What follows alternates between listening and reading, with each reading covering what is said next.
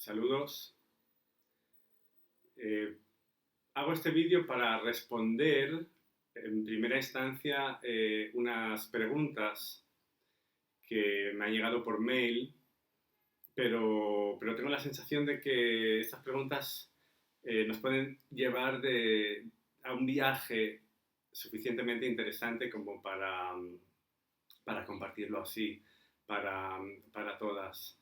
Eh, es una persona que me escribe, Paula, de nombre, me escribe, eh, o no se escribe, porque al final es una pregunta para todos, a partir de los vídeos del ciclo de la mitología de la Bhagavad Gita, diciendo varias cosas y primero, aunque lo diga al final, me gustaría empezar con esto, que dice que estuvo también narrando estas historias eh, eh, a una amiga y que lo vivió como también una manera en la que, bueno, que integró muchas cosas más allá del intelecto, eh, eh, como lo describe como una vivencia especial que le hizo, bueno, integrar muchas de las cosas que había oído, el hecho de narrar estas historias.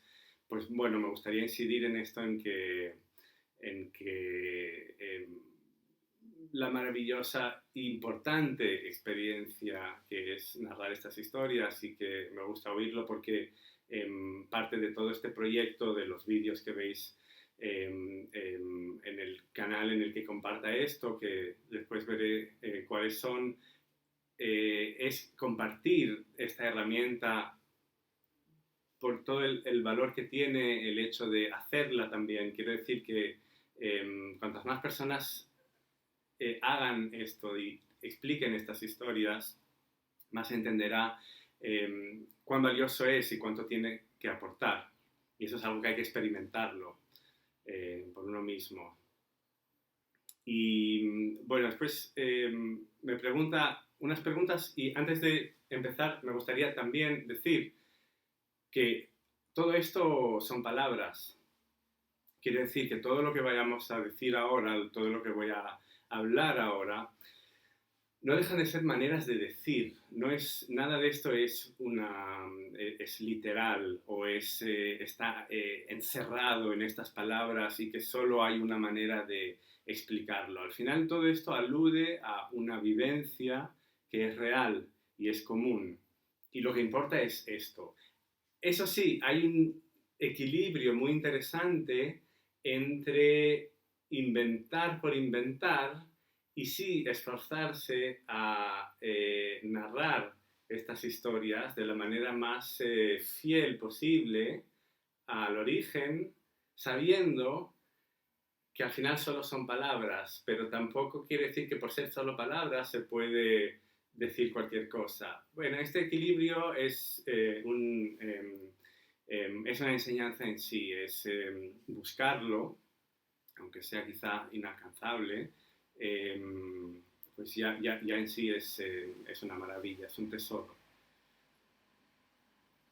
Bien, la pregunta en cuestión tiene que ver con el mundo intermedio, y por eso pensé que se me ocurrió, primero pensé que solo podía responderlo en audio, en vídeo, por escrito sería muy largo, y también pensé que puede ser interesante para todo el mundo, porque es algo que se pregunta a menudo, y viene la pregunta a partir de algo que dije en el vídeo a qué se refiere y que digo a menudo, y es que hablé de los Naga y dije que viven en el mundo intermedio. Los Nagas son seres serpentinos, así lo cuento siempre, porque están relacionados con las serpientes, pero no son exactamente serpientes. Entonces, por eso uso ese constructo de seres serpentinos, porque muchas veces los Naga enlazan mundos y pueden tomar la forma que quieren. Entonces, tampoco podríamos agarrarnos solo a la forma de serpientes, porque no son físicamente solo serpientes, porque pueden tomar forma de nubes, forma de animales, forma de personas, seres humanos. a voluntad. Entonces, la pregunta viene a pedir un poco de ordenación o más claridad en la cuestión de los tres mundos y lo que significa quizá este plano intermedio, cuál es la relación de los humanos con este plano y también del mundo de los dioses y de los inframundos, porque también se habla de mundos inferiores que están hacia dentro de la tierra, esa es la imagen que se usa, debajo de la tierra, pero no la tierra física, sino esta tierra intermedia, en los cuales hay niveles, uno de ellos son los infiernos, en los que se sufre las consecuencias de muchas acciones, y uno de ellos es el mundo de los Naga, precisamente, y bueno, después hay más niveles, está el mundo de los Asura, que son los enemigos de los dioses, hasta llegar a un nivel que es tan profundo en el que no se ve nada, pero no se ve nada literalmente en el sentido de no solo la vista, sino que ningún sentido llega, porque está más allá de los sentidos. ¿Cuál es la relación de estos mundos con el plano intermedio, del que viene la pregunta, en el que digo que viven los Naga y los humanos?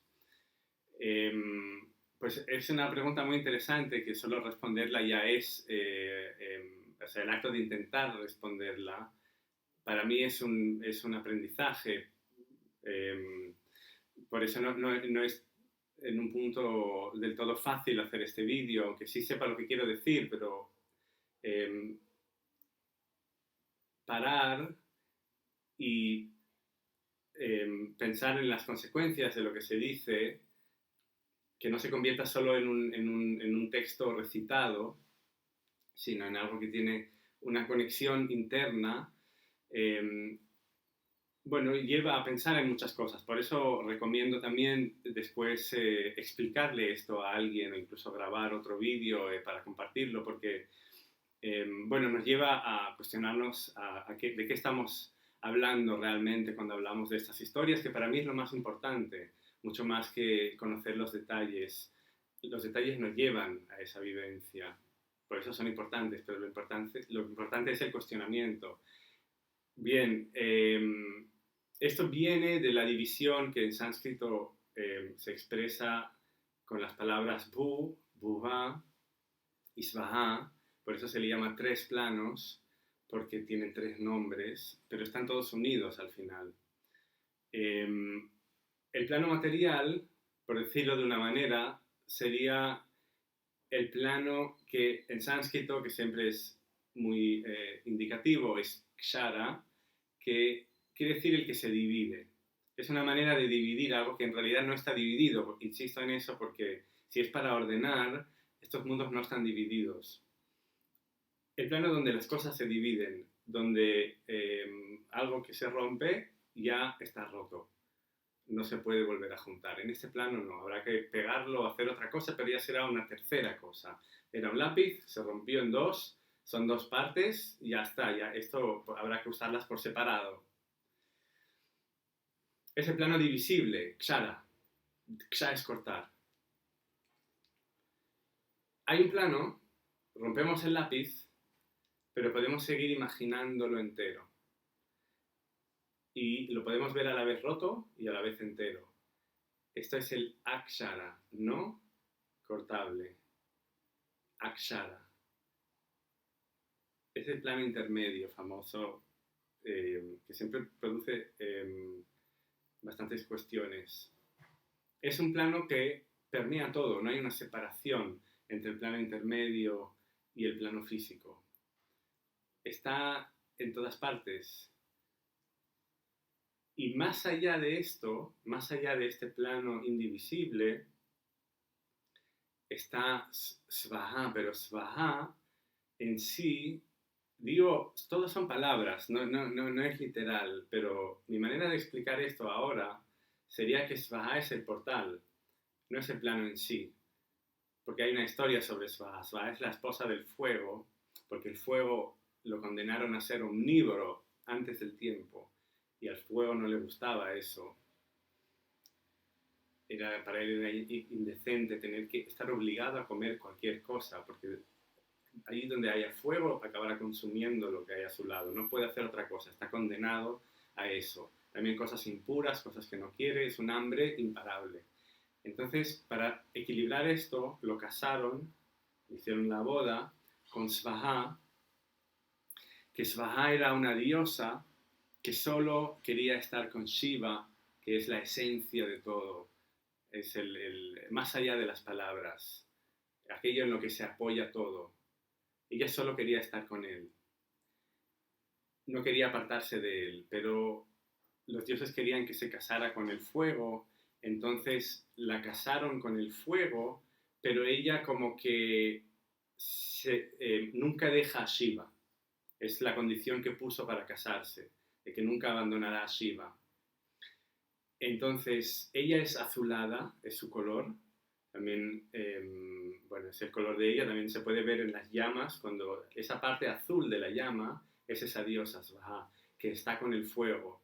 Entonces, cuando se invoca su nombre ante el fuego, se está conectando directamente con Shiva, porque una parte de ella siempre está con Shiva y una parte de ella está con el fuego.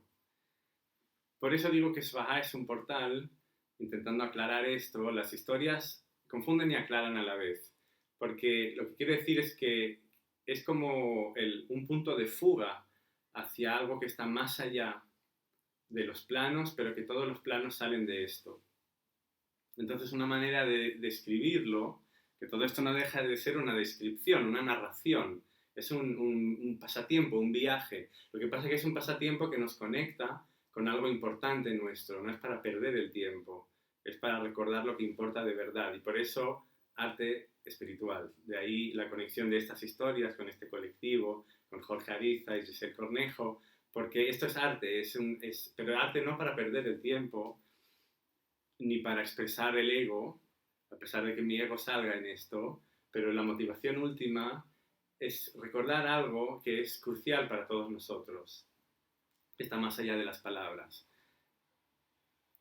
Lo digo por eso, para no encerrarnos literalmente en lo que digo, pero Svaha sería la conexión con esto que sea lo que sea. Ahí ya no importa si todas las religiones están de acuerdo o en desacuerdo, podemos discutirlo o compartirlo, pero hay algo que nos excede y que a la vez somos eso, es lo que nos conecta y que al final no se puede cuestionar. Lo quieres nombrar, no lo quieres nombrar, cada uno llega a eso como quiera, pero hay algo que, bueno, que está allí, de lo cual sale todo lo demás. De lo cual sale primero el plano intermedio, en el que nada se divide, todo está junto. Y ese plano intermedio después emana, como que se cristaliza en un plano físico, que no deja de ser temporal, está cristalizado, es un poco más estable, sí, o congelado, pero también se acaba degradando y disolviendo y volviendo a ese plano intermedio, por eso recordamos cosas que fueron, montañas que han desaparecido, lagos que se han secado, todos estos cambios, los ancestros, gente que tuvo un cuerpo, que vivió en la tierra, que dejó marcas tras de sí, pero volvió al plano intermedio. Estoy intentando aclarar y no sé si me estoy liando más, pero, o sea, yo no, pero no sé si la respuesta es clara, pero quiero decir, esta esencia que está en todas partes emana algo que es esa dimensión líquida que está en todo y de esa dimensión nace el plano físico. Creo que lo que estamos menos acostumbrados es a referirnos a esa dimensión intermedia. Estamos acostumbrados a relacionarnos directamente desde lo físico, mediante el ritual, directamente a lo abstracto, a lo que está más allá de todo. Eso lo entendemos, que hay algo que nos excede, eso lo aceptamos, pero ese plano intermedio es más, estamos menos acostumbrados a hablar de él. Entonces, la imaginación y la fantasía, o sea, la imaginación activa o la fantasía pasiva que nos viene, a veces que de repente vemos cosas que no sabemos de dónde vienen, los sueños, son maneras de relacionarnos con ese plano intermedio. La descripción que se hace es que son como aguas. ¿Por qué aguas? Porque tiene una orilla que desde lo que vemos, por ejemplo, las dos partes del lápiz roto nos ayudan a poder imaginarnos el lápiz entero, o podemos imaginarnos un conejo con cuernos, porque hemos visto cuernos y hemos visto un conejo, podemos imaginarnos objetos que hemos visto con colores distintos que no tienen normalmente, y con esto empezamos a entrar en ese plano intermedio donde las cosas están unidas. Lo que quiere decir que la imaginación es real en su manera, en su contexto, es real en cuanto a imaginación. Es una verdadera imaginación. Es una contradicción, pero y tiene un efecto. Lo que imaginamos afecta a nuestras acciones. Pero al final, más allá de la autoayuda y lo que ayuda a esta relación con el plano intermedio, simplemente es constatar que existe y que tiene niveles de profundidad, como en la psicología lo dirían niveles del inconsciente o del subconsciente colectivo, dependiendo de cada escuela, pero tiene niveles de profundidad. Se llega a niveles en los que ya no se tiene control de lo que aparece, de las imágenes y de lo que nos afecta, ese inconsciente tan profundo que nos hace hacer cosas sin saber por qué. Es un nivel muy profundo de este mundo intermedio, y después sigue y hay niveles de los que no se puede imaginar, no podemos imaginarlos de ninguna manera, no podemos percibirlos con ninguno de los sentidos, ni siquiera con la mente, que es el sentido que organiza todo, ni siquiera esto llega allí. Y todavía esto no es la abstracción última, no es quiero decir, eso que no tiene nombre. Solo son las profundidades del plano intermedio, y lo otro está más allá. Entonces, en ese plano intermedio, que espero que simplemente repitiendo, no se puede explicar, simplemente repetir, ese plano intermedio, que la fantasía entra en él y que tiene más profundidad de la que es capaz de llegar la fantasía, que es donde nadan todas estas formas que vamos viendo, que de repente aparece detrás de la mirada, aparece detrás de los ojos nuestros, aparecen ángeles o serpientes de colores o ballenas o lo que cada uno va imaginando. En ese plano hay funcionamientos autónomos. La manera de explicarlo en estas historias es que son seres, hay toda una geografía y una fauna de seres que viven en estos planos, nacen y se quedan en ellos. Uno de ellos son los nada. A eso me refiero, que viven en el plano intermedio. No necesitan que nazca un cuerpo físico para venir y tener conciencia. Viven y nacen y mueren cuando les toca, o cambian de forma en ese plano intermedio, detrás de nuestra mirada. Lo que tienen los nagas es la capacidad de también entrar en la realidad física y salir de ella a voluntad, que sería la diferencia con los humanos, probablemente, a menos de que estemos hablando de los grandes magos o gente con poderes, que dependemos de un cuerpo para, para, para integrar esa conciencia, y una vez nacidos también estamos permeados por el plano intermedio. Entonces también podemos relacionarnos con él y con más o menos conciencia entrar y salir, o simplemente reconocer que todo el rato estamos caminando por dos geografías. Una, la física, la tierra, salimos de casa y vamos por la calle porque siempre vamos, pero otra es que a veces depende de cómo salimos de casa, entramos en un lugar o en otro. Vamos detrás de la mirada, estamos viendo desiertos, océanos o muchas cosas, porque transitamos otra geografía que es un poco distinta, que se puede caminar sentados también, porque funciona diferente. Y en ese plano intermedio, si se quiere, el plano de la fantasía, pero no solo la fantasía solo lo alude a él. Hay seres autónomos como los nada, que van cambiando de forma. A lo mejor es una ballena en nuestra imaginación, a lo mejor en un sueño es alguien que nos ofrece algo, puede ser un nada. Esa es lo que cuesta también de aceptar, porque queremos pensar que creo que es una de las cosas que estamos apegados a ello, a pensar que tenemos decisión sobre todo lo que imaginamos, y si no, pues es ese inconsciente, pero que es nuestro, de nuestro cuerpo.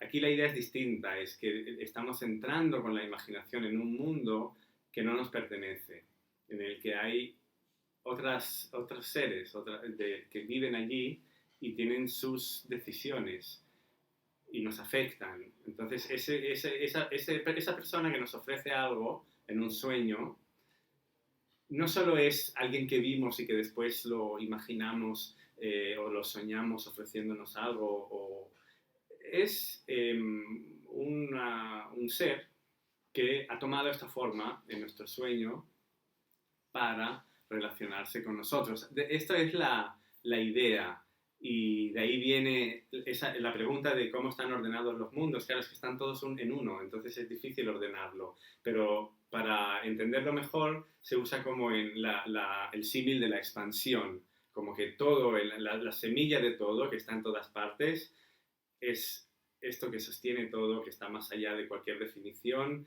y de ahí emana el plano intermedio, si queremos, de ahí emana la fantasía, y ha explicado bien, o largamente, que no solo es la fantasía, pero de ahí, de esa semilla que está en todas partes, emana la fantasía, y de esa fantasía emana o cristalizan formas más rígidas, que cuando se rompen quedan rotas. Plano físico, lo rígido; plano intermedio, lo maleable; y después lo que está más allá. Los naga, de ahí la pregunta viene por los naga, viven en el plano intermedio. Los mundos inferiores que preguntas también, que se pregunta también están, todo eso está en el mismo plano, porque al ser intermedio puede ser luminoso o puede ser oscuro. El símil otra vez es una montaña, que es el centro del universo. Tiene distintos nombres, pero el símil es una montaña, y entonces esa montaña se escala, y cuando más arriba, más etéreo y luminoso es el paisaje. Entonces, también se puede entrar en las cuevas que están en la base de esa montaña, y se entra en mundos cada vez más oscuros y opacos. En las cuevas están los naga y los mundos subterráneos, y subiendo por esa montaña, de hecho, lo primero que aparece son seres como los Gandharva, que son unos caballeros músicos. También se insiste mucho en que son músicos, pero ciertas tradiciones los ven más como músicos. También en el Mahabharata, por ejemplo, son más bien guerreros que acompañan a los dioses, que frenan el paso del que entra allí, porque no es lugar de humanos. Que lo podríamos ver como la fantasía empieza a entrar en estos lugares, y hay límites que nos limitan a no subir más, porque no es para salir de paseo estos lugares. Pero a medida que se sube, entonces sí que se sabe que están las Apsara, que son ninfas acuáticas, pero acuáticas de esa agua intermedia. No solo el agua física. El agua física puede ser una manera de entenderlas y de relacionarse con ellas, y también tenemos agua en el cuerpo, pero acuáticas también porque ese plano intermedio es líquido, en el sentido de que las formas se disuelven en él. Ahí están estas bailarinas que entretienen a los dioses y también seducen al viajante que quiere subir por estos lugares, que podría ser el meditador, que esta montaña puede ser también el cuerpo, el centro del cuerpo, y el meditador que quiere subir por estos lugares, las formas bellas lo seducen para que pierda la concentración y empiece a imaginar formas bellas, y empieza a bailar envueltas alrededor de sí y no suba más, que es esas limitaciones que se van poniendo. Después están todos los humanos con poderes, que han llegado como a estos planos elevados, los siddhas y los videntes, los rishi. Y después empiezan a llegar en la cima están los palacios de los dioses.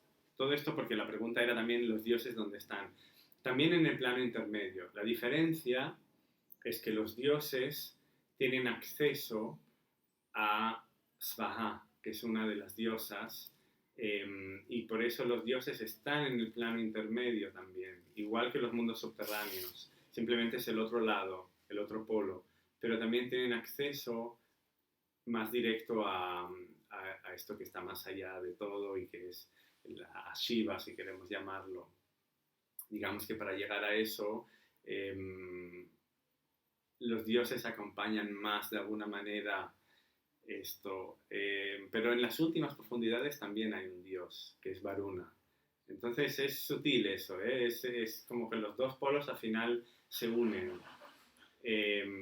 Pero si la pregunta es, ¿los dioses dónde están? Están entre planos, como todos nosotros, pero sobre todo en las cimas de las alturas de ese plano intermedio, y hago otra vez una parada para recordar que todo esto son palabras. No es lo importante literalmente agarrarse a de si digo esto, cómo lo digo, son palabras para inspirar este viaje que es lo que digo, solo en la orilla del mundo intermedio. Todas estas imágenes que nos pueden venir escuchando esto lleva simplemente a concienciarse del plano intermedio y de este más allá, del que ya no se puede hablar. Entonces la pregunta de Ananta, que es uno de los Naga, que es una serpiente infinita que sostiene el sueño de Vishnu. Esta es la imagen. Vishnu es lo que permea todo, que está en todas partes. Sería un sinónimo de Shiva, que está más allá de cualquier descripción, pero todas estas formas, todos los planos, son un sueño de Vishnu que descansa encima de un Naga infinito que es Ananta. Si la pregunta es si por eso es porque está en el plano intermedio este Naga. Bueno, sí, estas ya son palabras que un poco también apuntan a romper nuestras preconcepciones de todo, y cuando más intentamos entenderlo, más nos liberamos también de prejuicios y de querer ver la realidad de una sola manera. Así es una de las cosas que creo yo que es más valiosa de estas historias. Comenté en este vídeo del que salen estas preguntas que los Naga estaban condenados a morir todos en un ritual de 12 años, pero se salvaron porque uno de ellos ayudó a extraer el elixir de la inmortalidad. La pregunta es si es Ananta, si es el que sostiene a Vishnu. No, es otro. Se llama Vasuki, que era el rey de los Naga. Ananta no es rey de los Naga. Ananta es un ¿cómo diría yo? Un hereje. Ananta es un exiliado. Es un Naga que abandona a los otros Naga porque está en desacuerdo con sus maneras de hacer, y entonces, bueno, entra en estado meditativo durante siglos hasta que Brahma le dice que le pida lo que quiera, y Ananta dice que lo que le gustaría es simplemente sostener la verdad, o sostener lo justo, sostener el Dharma, lo que sostiene todo.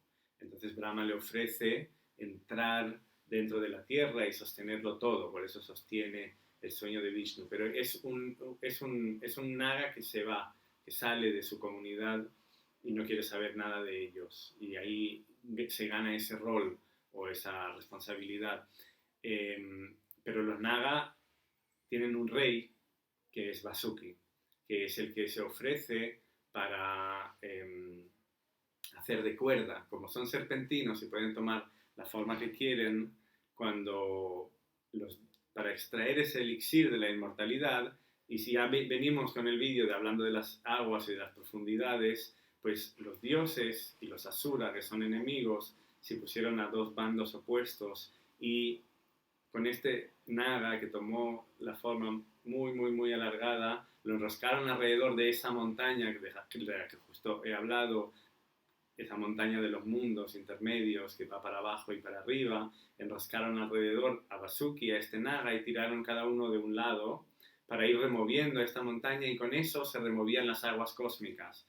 Pero habiendo contado todo lo anterior, se entiende también por qué remueve las aguas cósmicas, porque es el eje en el que está todo este mundo intermedio, que todas las aguas cósmicas están aquí, están en ese plano intermedio líquido, y todo esto lo agitaron entre los dioses y los asura, entre la luz y la oscuridad, lo agitaron juntos para extraer de eso una esencia que es el elixir de la inmortalidad, que está yendo hacia ese lugar que está más allá de toda descripción, en el tercer plano, en Svaha. Pero lo extrajeron de esas aguas y quien ayudó, quien hizo de cuerda es Vasuki, no Ananta, Vasuki. La pregunta era esa, pues es Vasuki. Y la pregunta después de quiénes son hijas, las hermanas Naga, dice, bueno, no son hermanas Naga, una se refiere a Kadru y Vinata, que hablé de ellas también en el vídeo. Una es la madre de los Naga, la otra es la madre de los águilas, que son los enemigos de los Naga. No son las dos hermanas Naga. Ellas están en otro estado, en otro nivel. Una pidió tener 1000 hijos que sean los más poderosos del mundo y parió un huevo del cual salieron los 1000 Naga, y la otra pidió tener 2 hijos que sean más poderosos que los Naga. El primero tardó tanto en abrirse que los 2 huevos tardaron tanto, pero ella abrió uno, y entonces este ser no acabó de formarse, pero el otro sí lo dejó hasta el final y salió de él Garuda, que es el rey de los águilas, que viven también en los mundos inferiores. Estos águilas del que descienden todos de Garuda, que es el enemigo máximo de los Naga, y también es el asiento de Vishnu. Vishnu está estirado encima de Ananta, que es un Naga, y también cabalga Garuda, que es el enemigo de las Naga. Los águilas están en las alturas, pero no tienen una dimensión espiritual, son solo guerreros, y por eso están en los mundos intermedios. De hecho, creo que están en un mundo inferior al de los Naga. Bueno, porque están más cerca de esa oscuridad última, pero eso quiere decir que también no quiere decir necesariamente que todo lo que esté en los planos inferiores sea negativo o mal, como maldad, como lo entendemos. Ni siquiera los Naga del todo. Solo son otra manera de relacionarse con el mundo intermedio. Kadru es la madre de todos los Naga y Vinata es la madre de todos los águilas. Son hijas de Daksha, que es una encarnación de Brahma.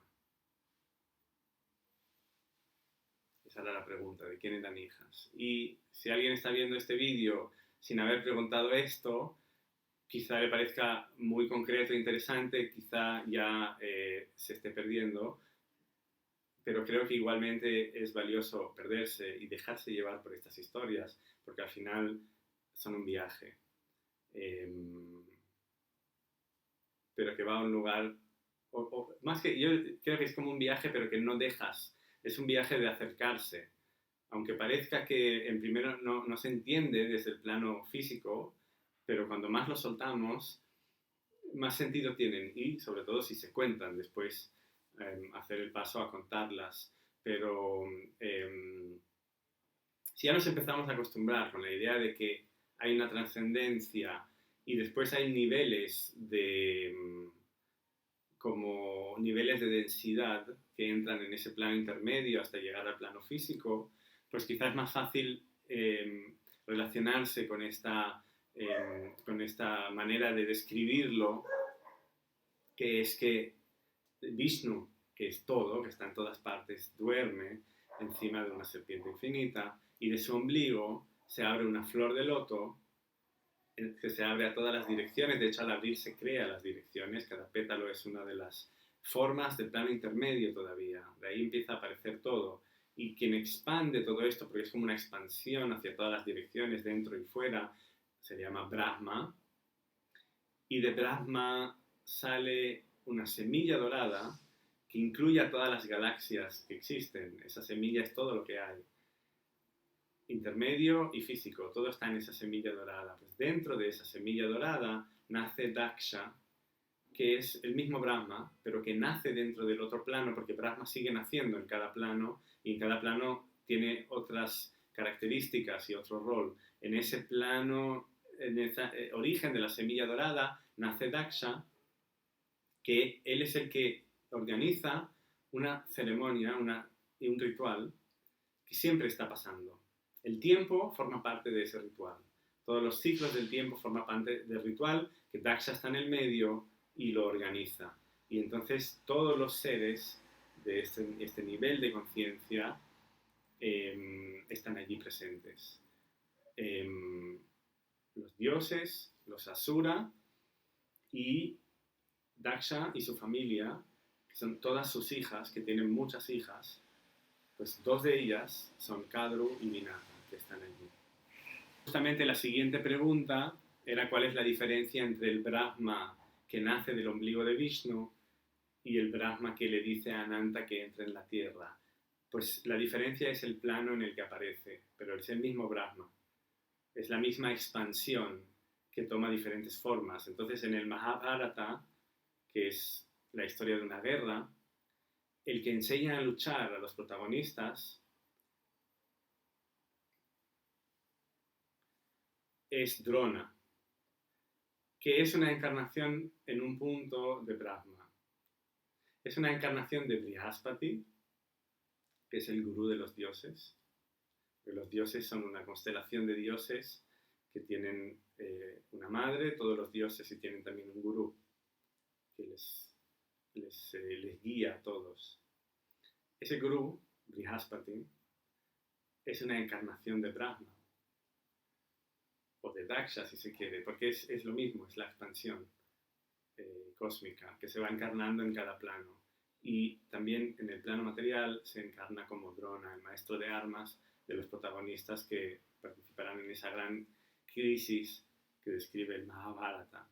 Pero ahora no entraremos en explicar el Mahabharata. Quien lo conozca lo conoce, y quien no, simplemente la pregunta que es interesante para todos, esa bella manera de verlo, cómo Brahma entra en cada plano de maneras distintas que al final son lo mismo. Entonces Brahma es Daksha, y Daksha aparece otra vez como un Brahma que habla con un naga y le ofrece entrar en la tierra. Pero es el mismo Brahma, que simplemente tiene distintos niveles dentro del plano intermedio. Cambiando de tema, ¿dónde se coloca Shiva en las historias del origen del universo desde el Mahabharata? Pues es una pregunta interesante, porque en el Mahabharata Shiva aparece, pero está como en el fondo, no parece mencionado demasiado. Lo que pasa es que Shiva es todo, entonces depende mucho de la tradición y depende de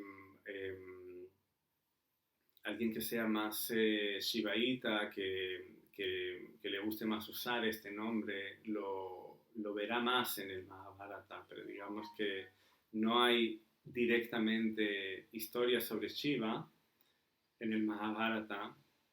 Lo que pasa es que Shiva es sinónimo de Vishnu, es la otra cara.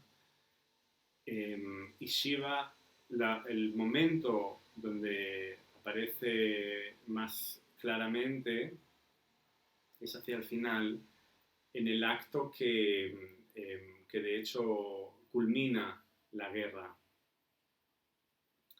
Porque he dicho antes que no hablaríamos del Mahabharata, pero al final sí que llega un poco. El Mahabharata habla de una gran guerra que pasó justo antes de que empiece este mundo en el que estamos, porque el mundo también pasa por ciclos, hay distintas eras y cuando se termina una era, empieza otra y la siguiente humanidad no recuerda la era anterior. Pues una de las maneras de recordar las eras anteriores es a través de estas historias. Por ejemplo, del Mahabharata nos habla de cómo terminó la era anterior a la nuestra. Y hubo una gran guerra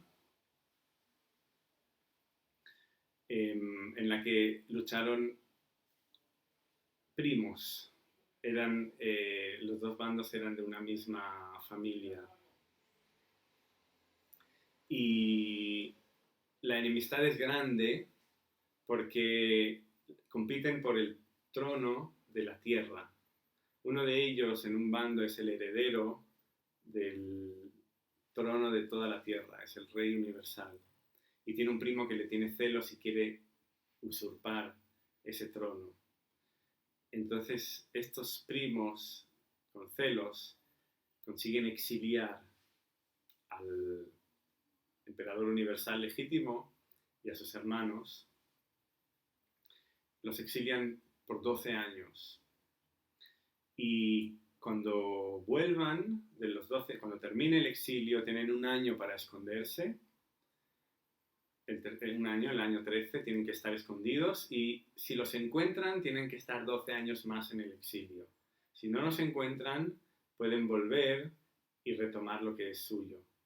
Ese es el pacto. Un poco raro, pero ese es el pacto al que llegaron. Los exiliados están convencidos de que no les van a dejar volver. Que sea lo que pase, al final dirán que no se lo merecen.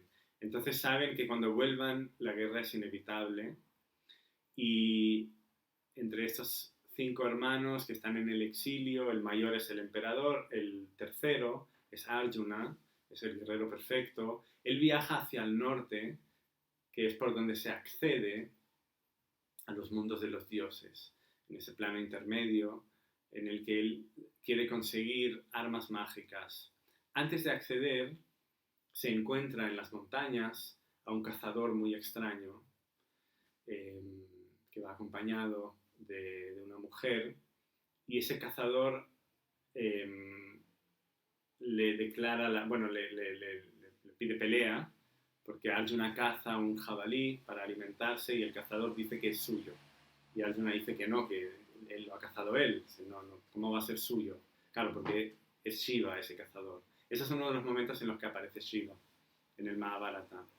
Y lucha con Arjuna y lo gana en nada, le quita toda la fuerza y entonces Arjuna se da cuenta que está delante de Shiva y se alegra de haber llegado a ese punto y Shiva le permite el acceso a los mundos de los dioses de los cuales vuelve con armas mágicas. Este es un momento, pero el segundo momento en el que aparece Shiva claramente es cuando termina esta guerra. Entonces Arjuna vuelve con las armas, vuelven del exilio los hermanos, por supuesto que no les dan nada de lo que se merecían, ni siquiera piden solo unos terrenos para vivir, tampoco se lo dan, se declara la guerra, dura 18 días la guerra, se destruye todo. Del bando de los usurpadores, por decirlo de una manera, sobreviven solo 3 personas. Uno de ellos es el hijo del maestro de armas, de todos, tanto de un bando como de otro, que es esta encarnación de Brihaspati, que se llama Drona. Este Drona lo mataron en la guerra de una manera muy injusta y el hijo, Ashvatthama de nombre, está tan enfadado que él decide hacer algo que no se ha hecho nunca antes. Es un acto cruel que abre esta era nuestra, que no tiene ningún tipo de límite, la ética, en la que todo vale.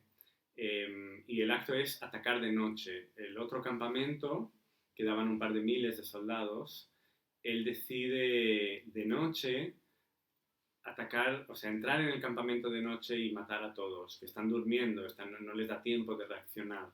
Y los otros 2 supervivientes, 2 generales que sobrevivieron junto a él, se ponen a una salida y otra salida del campamento, disparando flechas a todo el que intente huir, y él entra en la oscuridad y con la espada va matando a todos en silencio, pillándolos desprevenidos. Este acto cruel, no hay retorno de eso, eso hace que se pierda la confianza en la humanidad y empiece esta era nuestra.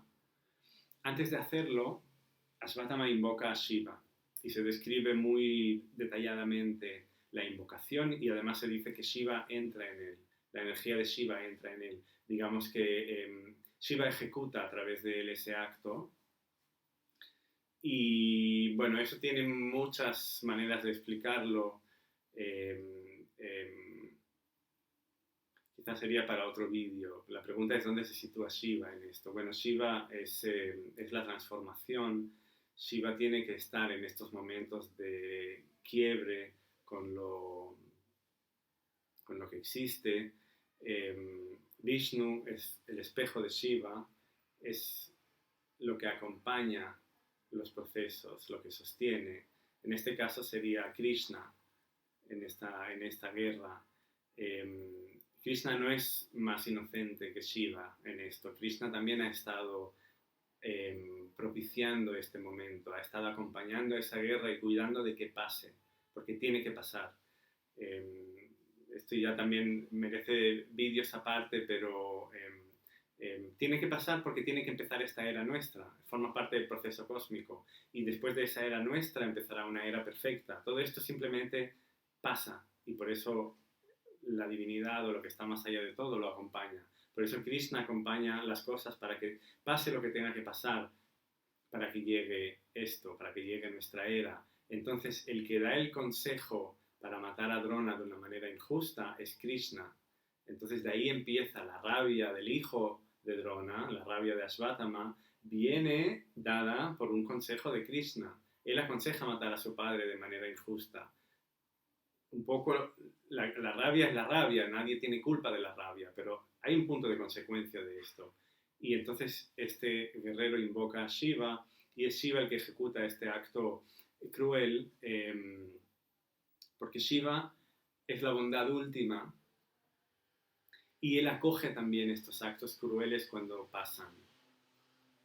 Es la manera que tendría yo de redimir esto para que no acabe, aunque ya he dicho que todos son palabras y que no es para agarrarse a nada literalmente de lo que estoy contando, pero al menos que no parezca que Shiva aquí sería la maldad o algo. Es mucho más sutil que eso y tampoco quiere decir que esté bien masacrar a gente de noche cuando están durmiendo, sino algo incluso más profundo que eso. Y eso es el tesoro del Mahabharata y aquí ya creo que sí que ya sería para empezar otro vídeo o para seguir el Mahabharata, leerlo, ver los otros vídeos que hago. Todo esto forma parte de un voto de 12 años de narrar el Mahabharata durante 12 años y cada año el 12 del 12 estreno un espectáculo nuevo basado en esta narración que va mejorando, que se va transformando. Cada año también se narra una parte distinta del Mahabharata, siempre el 12 de diciembre, el 12 del 12, entre 2016 y 2028. Entonces,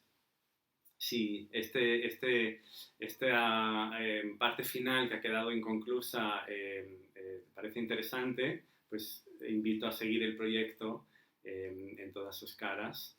Pero, a ver, si creo que con este vídeo he intentado responder estas preguntas, que claro, siempre abren más preguntas. Pero yo creo que lo más importante es lo que se puede haber aclarado se ha aclarado, lo que se puede haber inspirado se ha inspirado y eso viene de las historias mismas. Y lo más importante es el viaje, la narración. Esto es una narración, es un cuento, pero es un cuento que entre líneas nos acerca a lo que importa de verdad. Por eso es una narración espiritual.